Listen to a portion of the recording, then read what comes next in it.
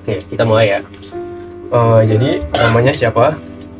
Nama saya, nama asli ini Pak. Iya. Oke, Muhammad Hasan Al-Fatih. Oke, biasa dipanggil apa? Fatih. Fatih ya. Sekarang umur berapa? Umurnya sekarang 22 Pak. 22. Oke. Anak berapa dari berapa?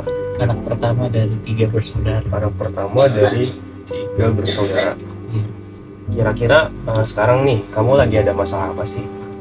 Sebenarnya saya tuh sedih banget sebenarnya, ini kan saya misalnya di kantor gitu Pak. Oh, di kantor. Kenapa emang kamu bertahu? Di kantor saya tuh sering banget kayak disalah-salahin gitu, kayak padahal saya nggak ngapa-ngapain. Saya kayak cuman, contoh deh kemarin saya ada pembeli saya gitu yang bermasalah. Saya kan forwarder kan, saya kan ngirim barang dari dalam ke luar negeri. Itu at least yang job saya yang lakuin, saya belum ngambil dari luar ke dalam. Nah, jadi ada tuh kayak pembeli bermasalah. Nah, bukan dari saya, itu pembeli kayak dia ternyata barang nggak ready, terus habis itu dia ngilang kalau ditelepon, terus habis itu dia ternyata dia nggak ngomong sama pembeli yang ada di luar negerinya kalau misalkan kayak Mas, ini ada nggak izinnya, izin ekspor, izin impor. Mereka nggak ngomongin itu sama sekali, dan ternyata baru ada sekarang gitu, baru diomongin sekarang, dan jadi repot gitu selama semingguan, jadi telepon-teleponan mulu. Terus udah gitu kan waktunya beda tuh, waktu Indonesia dengan luar negeri itu di Afrika lah. Nah, Afrika kan Indonesia beda jauh kan jam waktunya. Terus habis itu kayak banyak banget jadi banyak gitulah, kayak sering telepon-teleponan segala macem. Jadi kan agak capek ya. Terus pada akhirnya adalah saya awal-awalnya tuh udah diginiin kayak sama orang lah di kantor saya, kayak, ih kok kamu banyak banget drama ya gituin. Padahal kan emang ada masalah nih Pak, bukan ngedrama gitu, bukan bikin masalah, emang ada masalah gitu. Saya kan namanya orang kan, apalagi saya kan baru disuruh belum sampai setahun, baru 7 bulan 6 bulan, kayak udah digituin. Saya juga sebenarnya hahihi aja gitu, nggak ada masalah sama hal itu. Cuman makin lama dia tuh makin kayak sering ngeledek gitu, jadi kayak sering memojokkan gitu. Saya malam itu saya sambil kuliah gitu, saya belajar sampai jam 1:30. Saya tidur kurang, terus bangun, ternyata dia tuh ngerusakin printer. Terus akhirnya suruh beli kayak pokoknya cartridge-nya dirusakin, dia nggak tahu diapain, pokoknya cartridge-nya udah nggak bisa dipakai. Terus abis itu tintanya harus ganti, dalemannya harus ganti. Akhirnya saya beli tuh, disuruh lah karena saya beli, saya sudah mesen tuh sebenarnya instan 3 jam. Nah, udah mesen instan 3 jam, saya udah mau check out, di stop sama dia, suruh nambah beli lagi. Saya beli lah, udah langsung, saya nggak inget tuh, saya mau langsung beli aja gitu kan.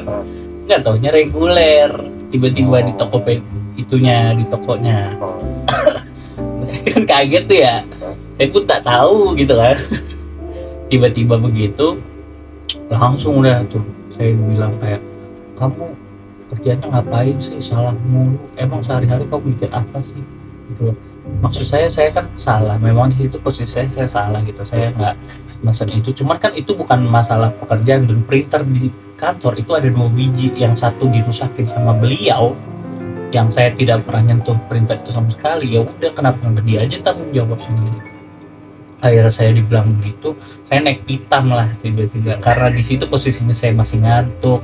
Terus udah gitu tadi saya dibilang kan banyak masalah di pengiriman, terus abis itu saya banyak harus ngelapor. Udah gitu pengiriman hari itu saya tuh megang kayak 10 ekspor gitu, enggak sampai 10 sih, pokoknya banyak lah ekspor. Jadi saya banyak pusing segala macem, dan dia ngomong gitu, saya tiba-tiba naik darah. Saya langsung tembak dia, kayak, emang lu gak pernah buat salah gitu.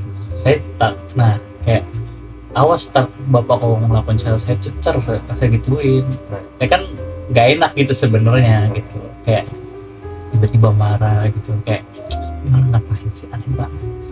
Dan emang sebelumnya dia tuh bermasalah sama yang lain juga, kayak sering berantem segala macam. Pernah kayak gitu dia kayak berantem sama yang lain kayak diem-dieman sampai 7 sampai setahun.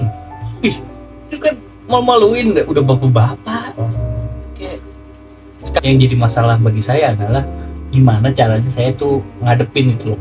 Saya biasanya biasa aja, cuman kalau misalkan saya lagi drop atau gimana, saya tuh nggak bisa ngendaliin emosi saya sebagai manusia gitu loh, kayak gimana sih itu aja sih saya kepikirannya.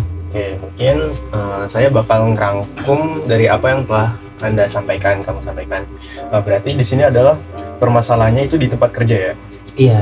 Di tempat kerja yang dimana ada salah satu rekan kamu yang membuat masalah, yang akhirnya masalah tersebut tuh menjadi berkesinambungan atau menjadi berkaitan dengan pekerjaan kamu ya, sehingga kamu akhirnya menjadi disalahkan kayak gitu. Iya, sebenarnya banyak sih, bukan itu doang, cuman yang bikin saya naik darah kemarin gara-gara itu gitu loh. Gara-gara Karena itu banyak gitu, terus itu yang sinambung tuh yang itu. Kalau yang paling fatal gitu ya mungkin ya rasanya. nyebelin aja gitu, tiba-tiba kayak mau bacot. Sorry. Gitu. Saya jadi emosi aja nih sedikit. Oke, berarti kamu untuk kedepannya bakal mau tetap menjalankan aktivitas bersama rekan kerja kamu yang bermasalah berarti? Ya masih mau aja sih. Masih mau? Oke. Terus berarti untuk sekarang nih, menurut kamu apa sih solusi untuk rekan kerja kamu ini di dalam tempat kerja kamu yang sekarang? Apa ya? Kayaknya hampir susah deh. Susah. Kenapa kalau paling boleh tahu? gampang sih dikeluarin. Paling gampang dikeluarin. Tapi kan nggak mungkin itu. Iya. Udah gitu dia senior juga di sana. Mungkin kalau misalkan boleh saya kasih saran, ini menurut pendapat saya sih, mungkin bisa diterima sama kamu atau enggak, itu terserah kamu. Yang pertama mungkin kamu bisa, menurut pendapat saya sih, kamu bisa lebih ke arah berdamai dengan keadaan kerja kamu yang sekarang. Kenapa? Karena ya emang realitanya seperti itu.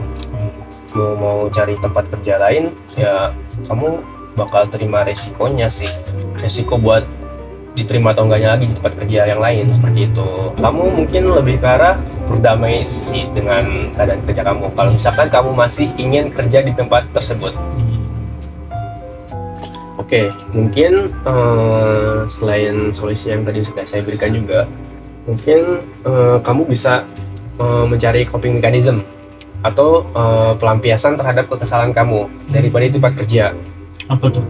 Mungkin kalau saran saya sih, entah mungkin kamu menyalurkan hobi, mendengarkan musik, nonton film, refreshing jalan-jalan. Kadang saya suka kesel aja sendiri, cuman ya itu kalau yang kayak gitu-gitu mah cuman masalah kecil aja, saya nggak terlalu peduli karena emang saya datang ke sono kan emang buat bekerja kan. Kalau walaupun mau saya secapek apapun, semalas apapun, saya kalau ingin kerja ya udah tetap dikerjain, walaupun ngeluh-ngeluh tapi kayak dalam hati doang gitu. Kayak makanya kan sini saya dengan Pak Aldo gitu, saya bisa nyerahin hati saya lah kecil gitu. Soalnya selama ini saya kayak cuma mendem-mendem aja gitu sambil ngerjain santai aja gitu.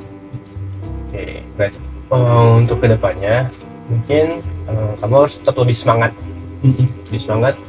karena kamu tuh udah tahu gitu, kalau misalkan hal tersebut bikin kamu berkembang lebih baik lagi dibanding yang sebelumnya, sehingga kamu menjadi terbiasa seperti itu.